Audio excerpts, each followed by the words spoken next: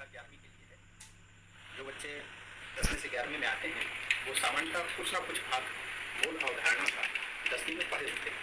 हम सबसे पहले उसको ही थोड़ा सा रिवाइज कराएंगे और उसके बाद फिर धीमे धीमे लेवल बढ़ाते हैं। क्योंकि ये मूल कॉन्सेप्ट का या मूल अवधारणा का सबसे पहला लेक्चर है, इसलिए इसको बहुत ही गंभीरता के साथ और समझते हुए पढ़ेंगे। ठीक है, तो पहला टॉपिक है हम लोगों का मूल अवधारणा।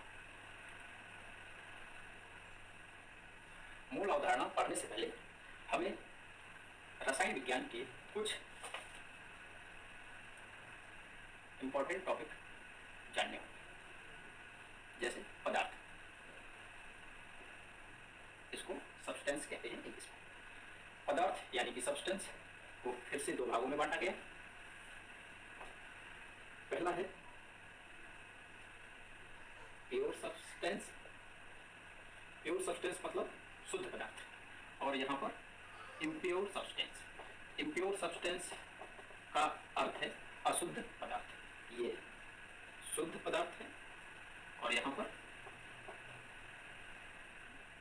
अशुद्ध पदार्थ। ठीक है, तो पदार्थ को भी हम लोग दो भागों में बांटते हैं, प्योर सब्सटेंस, इम्प्योर सब्सटेंस, अशुद्ध पदार्थ या शुद्ध पदार्थ। अब प्योर सब्सटेंस के अंतर्गत क्या क्या आता है वो देख लेते हैं। तो प्योर सब्सटेंस के अंतर्गत दो चीजें आती हैं। पहला एलिमेंट, जिसको आप तत्व कहते हैं। दूसरा कंपाउंड, जिसे आप यौगिक कहते हैं। एक चीज ध्यान रखना है,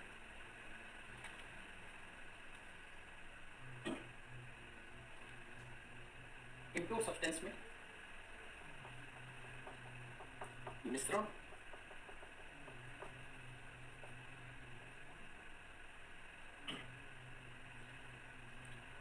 या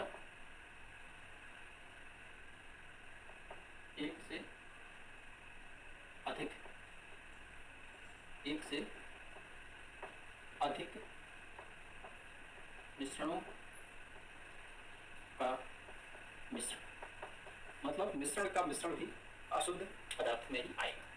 तो रसायन विज्ञान की वह शाखा है जिसमें साधारणतः हम लोग प्योर सब्सटेंस का ही अध्ययन करते हैं। तो हम लोगों को अध्ययन करना है प्योर सब्सटेंस का। मूल अवधारणा में सबसे ज्यादा जो अध्ययन होता है वो होता है मूलभूत कणों का। हम किसका अध्ययन करना है? मूलभूत कण। इसको इंग्लिश में फंडामेंटल पार्टिकल। ठीक है, तो ये सबसे सिंपलेस्ट फॉर्म है मूल अवधारणा का। मूल अवधारणा में हम लोग पदार्थ का अध्ययन करते हैं।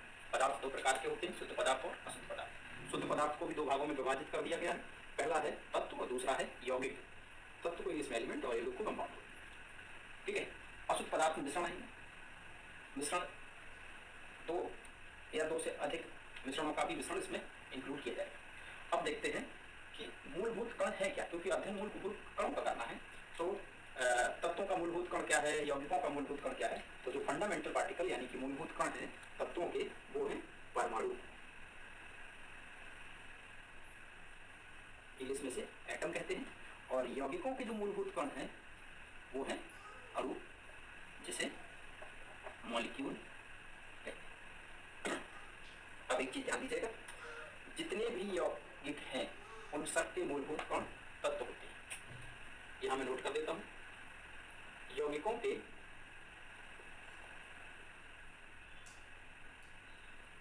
मूलभूत कण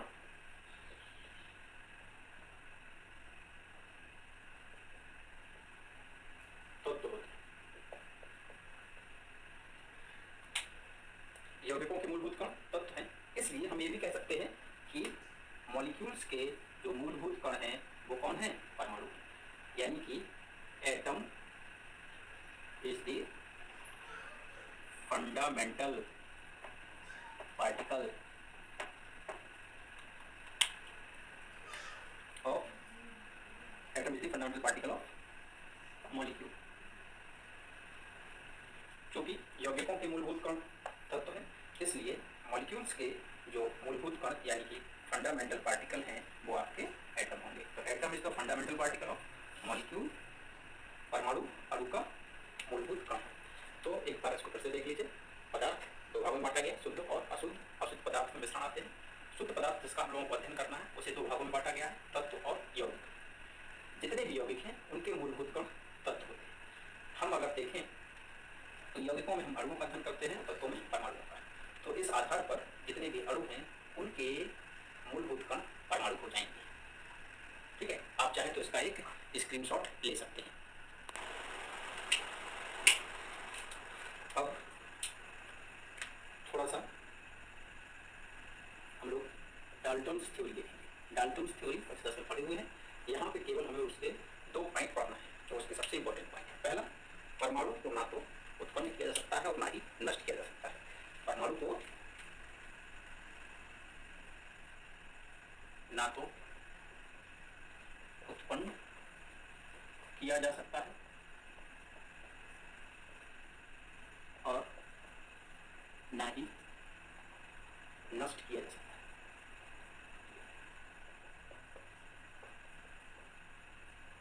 atom neither can be created nor be destroyed। ठीक है, तो पहला पॉइंट तो यही था कि एटम को ना तो उत्पन्न कर सकते हैं और ना ही नष्ट कर सकते हैं। और जो दूसरा इंपॉर्टेंट पॉइंट है, एटम्स आर इंडिविजुअल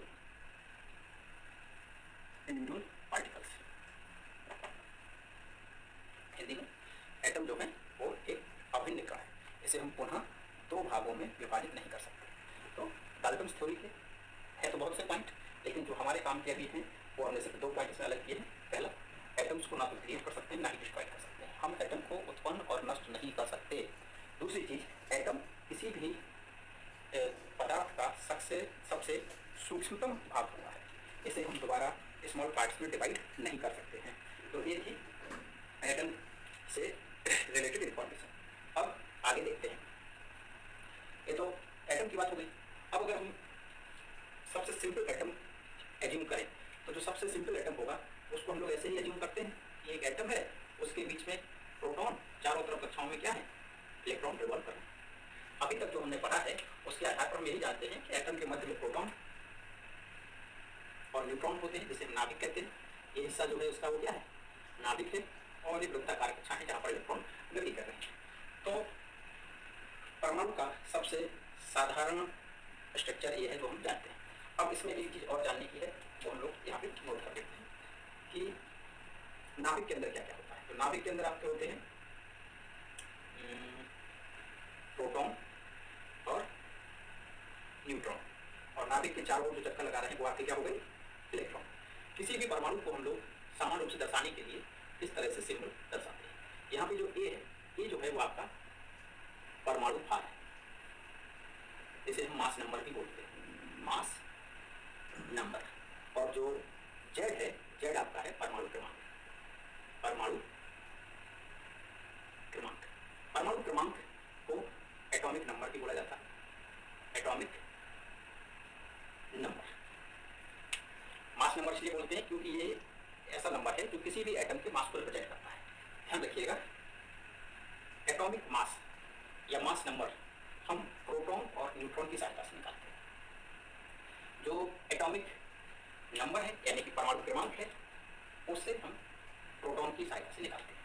ठीक है, तो जो ए है वो है सम ऑफ प्रोटॉन एंड न्यूट्रॉन। कहने का आशय है कि जो परमाणु भार है वो प्रोटॉन और न्यूट्रॉन की संख्याओं का योग है, और जो जेड है वो नंबर ऑफ प्रोटॉन है। ध्यान रखिएगा, नंबर ऑफ प्रोटॉन हर जगह वैलिड है।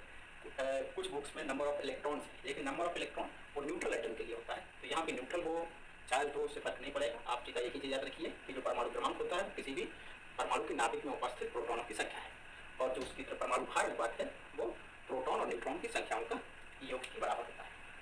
ठीक है, अब दूसरी चीज देखिए जो आपको याद रहनी चाहिए, क्योंकि मूल अवधारणाओं में फंडामेंटल पार्टिकल्स और परमाणु के फंडामेंटल पार्टिकल्स में प्रोटॉन, इलेक्ट्रॉन और न्यूट्रॉन आते हैं, इसलिए इनका ज्ञान होना बहुत जरूरी है। तो प्रोटॉन की मास की बात करते हैं। तो प्रोटॉन का मास है 1.67 इंटू 10⁻⁻27 किलोग्राम, मास किलोग्राम में ध्यान रखिएगा। न्यूट्रॉन का भी लगभग इतना ही रहता है, थोड़ा सा न्यूट्रॉन का मास ज़्यादा होता है, लेकिन यहाँ पर दोनों को हम लोग अप्रॉक्सीमेट सेम लेकर चलेंगे। इलेक्ट्रॉन के मास की बात करें तो 9.31 इंटू 10⁻⁻31 kg। आप देख रहे हैं कि जो इलेक्ट्रॉन का मास है वो 10⁻⁻4 टाइम्स लेस है, 10⁻⁴ इतना मास इलेक्ट्रॉन का लेस है, इसलिए प्रोटॉन और न्यूट्रॉन की तुलना में हम इलेक्ट्रॉन के मास को नगण्य मानते हैं। ठीक है, अब देखते हैं, ये तो हो गया मास। अब देखते हैं चार्ज। चार्ज कितना होता है, ये एटम के फंडामेंटल पार्टिकल्स हैं और एटम के फंडामेंटल पार्टिकल्स का ये मास है। चार्ज की बात करते हैं तो यहाँ पर प्रोटॉन का जो चार्ज है वो 1.66 इंटू 10⁻⁻19 कूलम, यहाँ पर हो जाएगा न्यूट्रॉन का 0 न्यूट्रल एटम है, और यहाँ हो जाएगा -1.6 इंटू 10⁻⁻19। तो ये थे चार्ज और द्रव्यमान फंडामेंटल पार्टिकल्स के। ठीक है, तो डाल्टन्स थ्योरी, ये तो इंपॉर्टेंट पॉइंट आपको याद रखना है कि परमाणु को ना तो उत्पन्न किया सकता है और ना ही नष्ट किया जा सकता है, और दूसरा परमाणु एक अविनाशी कण है। कहने का आशय है कि परमाणु को नष्ट नहीं कर सकते, या एक से परमाणु को उससे सूक्ष्म भाग में नहीं बांटा जा सकता है। सूक्ष्म परमाणु का जो चित्र हमारे दिमाग में होता है वो इस तरह का रहता है कि किसी परमाणु के केंद्र में नाभिक होता है, उसके चारों ओर वृत्ताकार कक्षाएं हैं जहाँ पर इलेक्ट्रॉन लगातार गति कर रहे हैं। हम किसी परमाणु को x से दर्शा सकते हैं, यहाँ पर a उसके परमाणु भार और z उसके परमाणु क्रमांक को दर्शाता है। जो परमाणु भार होता है वो प्रोटॉन और न्यूट्रॉन की संख्याओं का योग होता है, और जो परमाणु क्रमांक है वो प्रोटॉनों के बराबर होता है। ठीक है, ये आपके परमाणुओं के जो मूलभूत कण हैं, फंडामेंटल पार्टिकल हैं, ये उनके मास और ये उनके चार्ज हैं। आप इसको स्क्रीनशॉट या नोट कर सकते हैं। ध्यान दीजिए, अब परमाणु जो है, परमाणु का सीधा संबंध होता है उसके परमाणु भार से। ठीक है, atoms are related to atomic weight. तो परमाणु का सीधा संबंध एटॉमिक वेट से है, और एटॉमिक वेट की जो बेसिक डेफिनेशन थी जो हम लोग क्लास 9th 10th में पढ़ते आ रहे हैं, तो उसमें ये कहा गया है कि किसी परमाणु का भार उस तत्व के एक परमाणु का वह द्रव्यमान है जो कि कार्बन 12 के एक परमाणु के 1/12वें हिस्से में उपस्थित होता है। ठीक है, तो इंग्लिश में देखिए, atomic weight is the mass of one atom of any element which is present in 1/12 mass of one atom of carbon. ठीक है, कहने का आशा ये है कि कार्बन 12 के 1/12वें हिस्से का जो मास होता है वही मास किसी भी तत्व के एक परमाणु का द्रव्यमान है। ठीक है, तो किसी भी तत्व का जो परमाणु भार है वो किसके बराबर है, उस तत्व के एक परमाणु के द्रव्यमान जो कि कार्बन 12 के एक परमाणु के 1/12वें हिस्से में उपस्थित होता है। ठीक है, तो ये बेसिक फार्मूला है। आपको ध्यान रखने वाली जो बात है कि जो ये टर्म है, इतना टर्म, इसका जो सॉल्यूशन आएगा वो होता है, ये जो टर्म है वो किसके बराबर होता है, ये टर्म होता है 1 AMU के। AMU क्या है, AMU का फुल फॉर्म होता है एटॉमिक मास यूनिट। ठीक है, तो जो कार्बन 12 का एक एटम का 1/12 मास है तो जो भी होगा उसको हम लोग क्या बोलते हैं, 1 AMU। यानी कि कार्बन 12 के 1/12वें हिस्से को हम AMU कहते हैं, एटॉमिक मास यूनिट।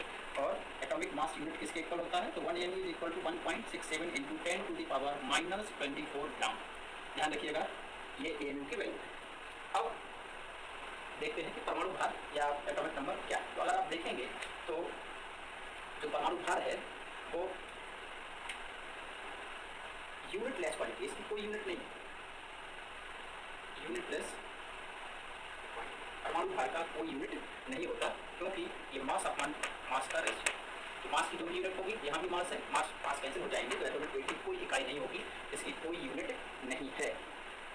ठीक है, तो परमाणु भार की अपनी तो कोई यूनिट नहीं होती है, लेकिन अगर हम कहें कि ये तत्व ऑक्सीजन है, सपोज करिए कि इस फॉर्मूले में लिखा तत्व ऑक्सीजन है, तब आपका फॉर्मूला कैसा हो जाएगा, तब आपका फॉर्मूले एक जगह हो जाएगा ऑक्सीजन के एक परमाणु का द्रव्यमान। अब मान लीजिए हमें ऑक्सीजन के एक परमाणु का द्रव्यमान पता नहीं हमें, तो लेकिन ऑक्सीजन का परमाणु भार तो पता है, ऑक्सीजन का परमाणु भार होता है 16। ठीक है, हम उसके मान यहाँ रख देंगे। जैसे ही आप यहाँ ऑक्सीजन लेते हैं तो यहाँ उसका परमाणु भार हो जाएगा 16, तो अब ऑक्सीजन के एक परमाणु का जो द्रव्यमान निकलेगा वो हो जाएगा 16 गुणे AMU। कहने का मतलब है कि ऑक्सीजन के एक परमाणु का द्रव्यमान, एक परमाणु का जो द्रव्यमान है कितना हो जाएगा, 16, जो कि परमाणु भार है गुणे AMU। मान लेते हैं यहाँ नाइट्रोजन की जगह अगर हम तो ऑक्सीजन की जगह नाइट्रोजन ले लें तो उस केस में नाइट्रोजन हो जाएगा। यहाँ पर नाइट्रोजन के एक परमाणु का द्रव्यमान, तो नाइट्रोजन का परमाणु भार जो कि 14 है। तो सीधा सीधा आशा ये निकल के आया, तत्व कोई भी हो, किसी भी तत्व के एक परमाणु का जो द्रव्यमान है वो उस तत्व के परमाणु भार और EMU के गुणनफल के बराबर होता है। तो ये यहाँ पर हम साधारण जनरल फॉर्मूला लिखे दे रहे हैं। किसी भी तत्व के एक परमाणु का द्रव्यमान उसके परमाणु भार और EMU के गुणनफल के बराबर होता है। ध्यान रखिएगा, ये फॉर्मूला आपका हर जगह यूज होगा। किसी भी तत्व की एक परमाणु का भार, परमाणु भार बढ़े EMU, जैसे यहाँ हमने ऑक्सीजन रखा तो ऑक्सीजन का परमाणु भार 16 EMU हो जाएगा, नाइट्रोजन रखेंगे तो 14 EMU हो जाएगा, हीलियम रखेंगे तो 4 EMU हो जाएगा, हाइड्रोजन रखेंगे तो 1 EMU हो जाएगा। हमें हर तत्व के परमाणु क्रमांक पता होते हैं, हम बचपन से याद करते चले आ रहे हैं। परमाणु क्रमांक और परमाणु भार हमें हर तत्व के पता है। लेकिन अगर हमें उसी तत्व का एक परमाणु का द्रव्यमान बताना है तो परमाणु भार की सहायता से हम किसी भी तत्व के परमाणु द्रव्यमान की भी गणना कर सकते हैं। परमाणु द्रव्यमान को निकालने के लिए परमाणु भार में EMU का मल्टीपल करना होता है। EMU क्या है? EMU कार्बन 12 का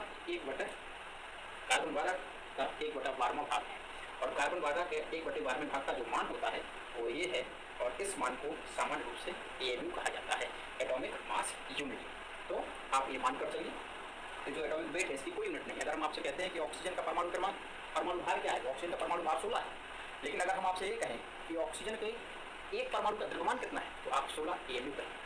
ठीक है, तो परमाणु क्रमांक वो परमाणु भार की कोई इकाई नहीं होती, लेकिन परमाणु द्रव्यमान की इकाई अब यहाँ पर EMU के रूप में आ गई है, क्योंकि यहाँ पर EMU का जो भार है या EMU 167 × 10⁻24 की इक्वल है। ठीक है, तो यहाँ पर हमें परमाणु भार और परमाणु द्रव्यमान में क्या अंतर है स्पष्ट दिखाई दे रहा होगा। परमाणु भार की कोई इकाई नहीं, परमाणु द्रव्यमान में EMU आ गया है और EMU का मान ये निकल गया है। ठीक है, इसको एक बार आप स्क्रीनशॉट ले लीजिए। अब देखो, जिस प्रकार परमाणु का संबंध परमाणु भार से होता है उसी प्रकार अणु यानी कि मॉलिक्यूल का भी जो रिलेशन है, संबंध है, वो मॉलिक्यूलर वेट से होता है। ठीक जैसे हमने एटॉमिक वेट को नोट किया है, बिल्कुल वैसे ही मॉलिक्यूलर वेट भी होगा। अंतर क्या हो जाएगा? अंतर सिर्फ इतना हो जाएगा कि जहाँ भी ये मॉलिक्यूलर वेट हमने नोट किया है, एटॉमिक वेट नोट किया, वहाँ हो जाएगा मॉलिक्यूलर वेट। ठीक है, और जब हम मॉलिक्यूलर वेट लेंगे तो मॉलिक्यूल का जो फंडामेंटल पार्टिकल है वो एलिमेंट नहीं, वो क्या है? कंपाउंड है। तो जहाँ पर तत्व था अब वहाँ हो जाएगा यौगिक, और जहाँ परमाणु था वहाँ हो जाएगा अणु। तो इस तरह से बिल्कुल क्योंकि सब सिमिलर ही है, तो अणुभार हो जाएगा यौगिक, एक परमाणु का द्रव्यमान। ठीक है, बटे ये तो बिल्कुल ठीक है, यहाँ भी सब कुछ ठीक है, बस यहाँ क्या हो जाएगा? कंपाउंड हो जाएगा, और यहाँ हो जाएगा मॉलिक्यूलर वेट। तो जिस तरह से परमाणु एटॉमिक वेट से संबंधित है, उसी प्रकार जो आपका मॉलिक्यूल है, मॉलिक्यूल वो मॉलिक्यूलर वेट से संबंधित है। ध्यान रखिएगा ये बात, जो आपका मॉलिक्यूल होता है यानी कि अणु, अणु का संबंध अणुभार यानी कि मॉलिक्यूलर वेट से होता है। तो परमाणु का संबंध परमाणु भार से था और अणु का संबंध अणुभार से। अणुभार और परमाणु भार बिल्कुल सेम चीज़ है, बस उनके फंडामेंटल पार्टिकल अलग अलग हैं। ठीक है, तो वहाँ हमारा फंडामेंटल पार्टिकल एटम था, यहाँ पर हमारा फंडामेंटल पार्टिकल क्योंकि अणुभार है तो मॉलिक्यूल है, तो थोड़ा सा परिवर्तन आ जाएगा। वहाँ हमने परमाणु लिए थे, जैसे कि ऑक्सीजन और नाइट्रोजन लेकर चल रहे थे, यहाँ पर हम अणु लेकर चलेंगे। मान लेते हैं कोई अणु हमने लिया, तो सबसे सिंपल अणु ले लेते हैं, और सबसे सिंपल अणु जो हम लोगों के जहन में हर समय होता है वो है H2। तो अगर हम आपसे कहें कि H2 का अणुभार कितना है, तो आसानी से आप H2 का अणुभार निकाल सकते हैं। प्रत्येक परमाणु का परमाणु भार ले लेते हैं। यहाँ पे हाइड्रोजन परमाणु भार 1 है, लेकिन उसकी संख्या 2 है, प्लस ऑक्सीजन की परमाणु संख्या 1 है और इसके एक परमाणु का ही भार 16 होता है। इस तरह से 2 + 16 = 18। तो ये आ गया अणुभार, किसका? जल का अणुभार आ गया। लेकिन अगर हम कहें कि जल के एक परमाणु का द्रव्यमान कितना होगा, तो फिर से बिल्कुल वही बात है, जल का अणुभार तो 18 है, लेकिन जल के एक परमाणु का द्रव्यमान, जल का अणुभार तो 18 है, लेकिन एक परमाणु का द्रव्यमान, परमाणु भार और द्रव्यमान यहाँ थोड़ा ध्यान दीजिएगा। वहाँ परमाणु भार है, अणुभार है, और यहाँ में जल के एक परमाणु लिखिए, जल के एक अणु का द्रव्यमान कितना हो जाएगा? अणुभार गुणे ये तो जैसे वहाँ पर एक जनरल फार्मूला लिखे थे हम लोग, यहाँ पर भी एक जनरल फार्मूला बना लेते हैं कि किसी भी अणु की एक किसी भी यौगिक की एक अणु का द्रव्यमान दिखाने के लिए किसी भी यौगिक के एक अणु का द्रव्यमान हमेशा किसके बराबर होगा, उस यौगिक के अणुभार और AMU के गुणनफल के बराबर।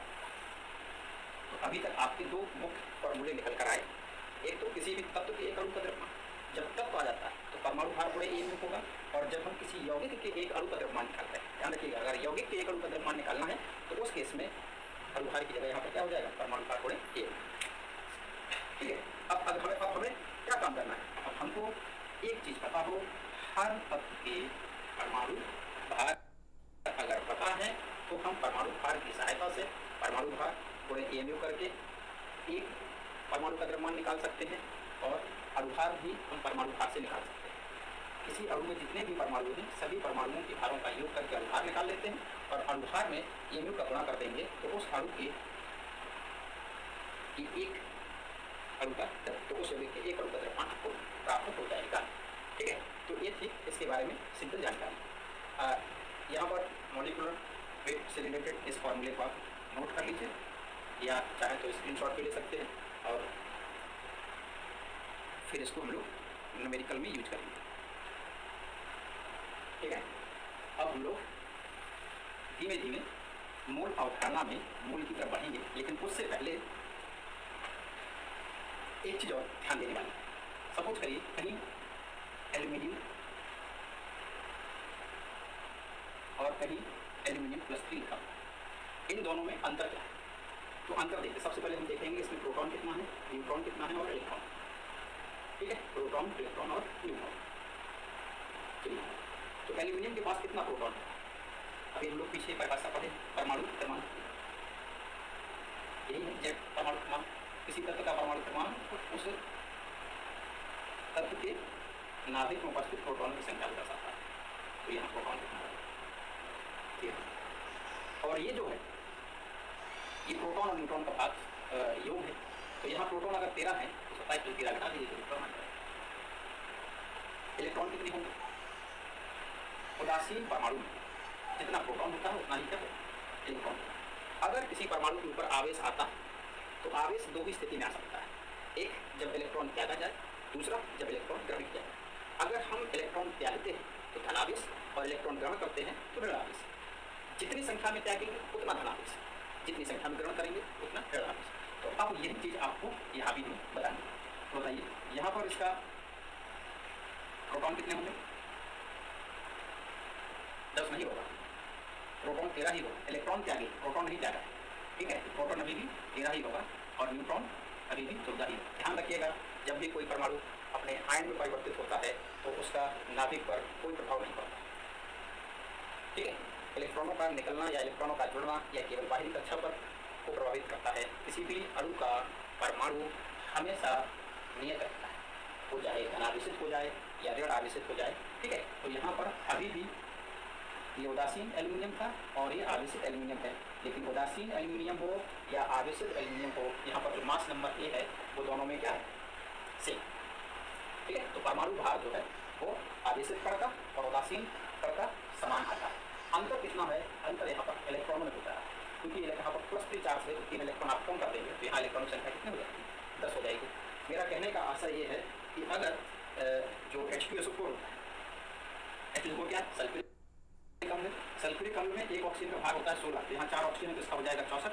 सल्फर का भाग होता है 32 और हाइड्रोजन का भाग होता है 2, इन दोनों को जोड़ देते हैं तो कितना हो जाता है 98। अगर मैं कहूँ कि सिर्फ सल्फेट आयन का भार, तो जिस तरह से हम किसी अणु का भार निकालते हैं उसी तरह से आयनों का भार निकालते हैं। आप देख रहे हैं आवेशित कण हो या उदासीन कण हो, इनके भार में कोई अंतर नहीं आ रहा है। तो जैसे अभी 64 था, यहाँ भी 64 होगा, यहाँ हमने सल्फर को 32 जोड़ा था, यहाँ भी 32 जोड़ेंगे, अब आपका भार आ जाएगा 96।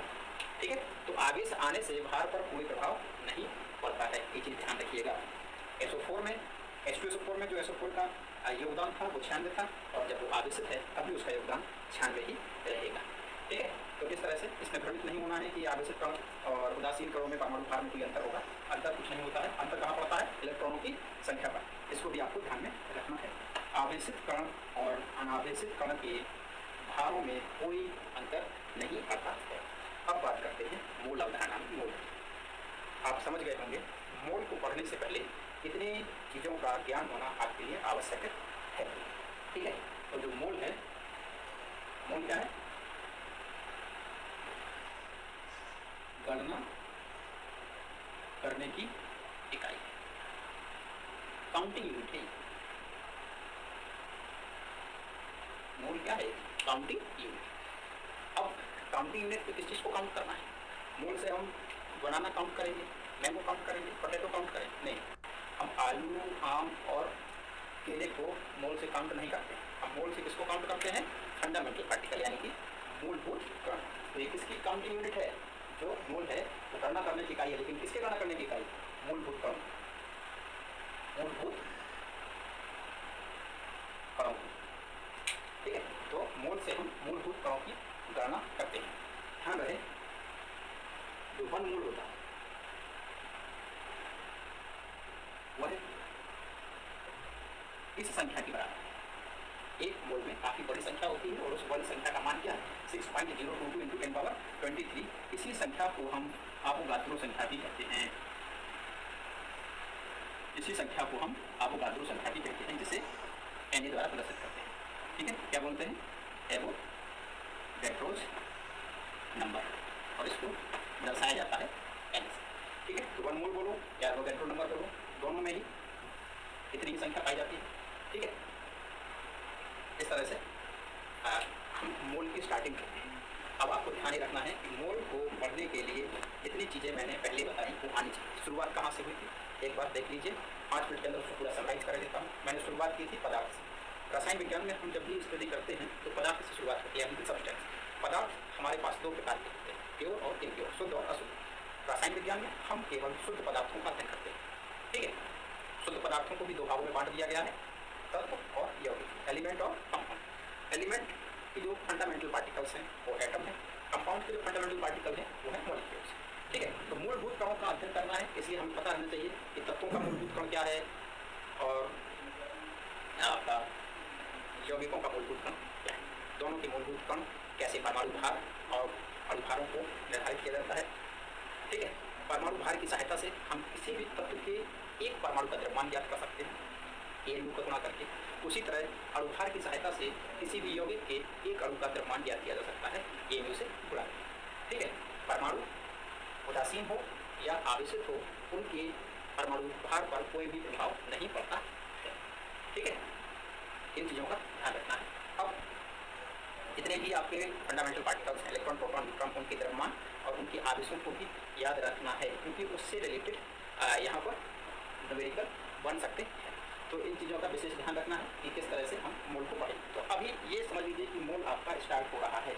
इतना अभी तक जो हम पढ़े वो मोल अवधारणा को पढ़ने के लिए अत्यंत आवश्यक है। अगर ये आपको नहीं आता तो कई छोटे छोटे प्रश्नों में आपको हल करने में दिक्कत का सामना करना पड़ सकता है। ठीक है, तो ये मोल अवधारणा को पढ़ने से पहले एक तरह से उसका इंट्रोडक्शन लेक्चर हमने आपको परिचय कराया है अब इस पूरे पाठ का, जिसमें हमें मोल अवधारणा पढ़ना है। मोल अवधारणा पढ़ने के लिए ये सब चीज़ें आपके पास आनी चाहिए।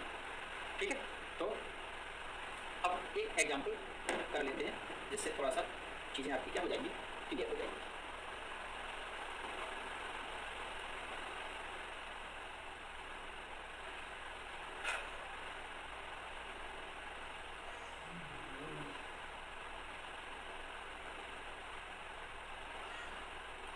Formula unit.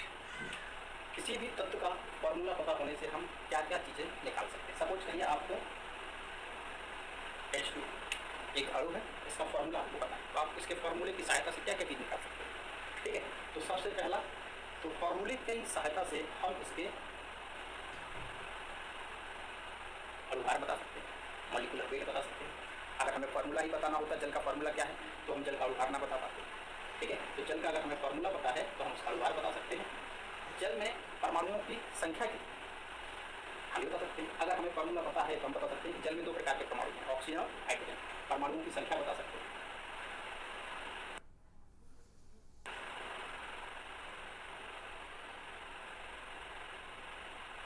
संख्या बता सकते हैं।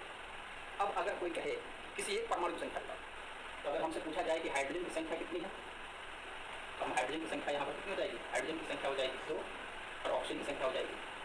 तो इस तरह से अगर हमें कोई फार्मूला पता है तो हम उस फार्मूले से उसका molecular weight, total number of atom और नंबर ऑफ एटम दोनों को बता सकते हैं। जैसे मान लीजिए कि अगर मेरे सामने एक फार्मूला दे दिया जाए H2SO4, तो आप इसको किस तरह से सोचेंगे। अब देखिए H2SO4 में मैं इस तरह से सोचूंगा कि मेरे पास 2 हाइड्रोजन के एटम, 1 सल्फर का एटम है और मेरे पास 4 एटम ऑक्सीजन के। ठीक है, इस तरह से हम एज्यूम करके चलेंगे कि हमारे पास कितने। ठीक है, तो फॉर्मूला यूनिट से हमें इन छोटी छोटी चीज़ों का पता चल जाता है। अगर अब कोई हमसे पूछता है कि सल्फ्यूरिक अम्ल में कितने ऑक्सीजन परमाणु हैं, तो हम क्या बताएंगे, ऑक्सीजन परमाणु की संख्या कितनी है, 4। ठीक है, इस तरह के क्वेश्चंस अभी हमें सामना करना पड़ेगा। ठीक है, तो ये था आपका मूल अवधारणा से रिलेटेड। अब एक चीज़ और नोट करिए, किसी भी पदार्थ के एक मोल में हमेशा समान फंडामेंटल पार्टिकल उपस्थित होते हैं। ठीक है।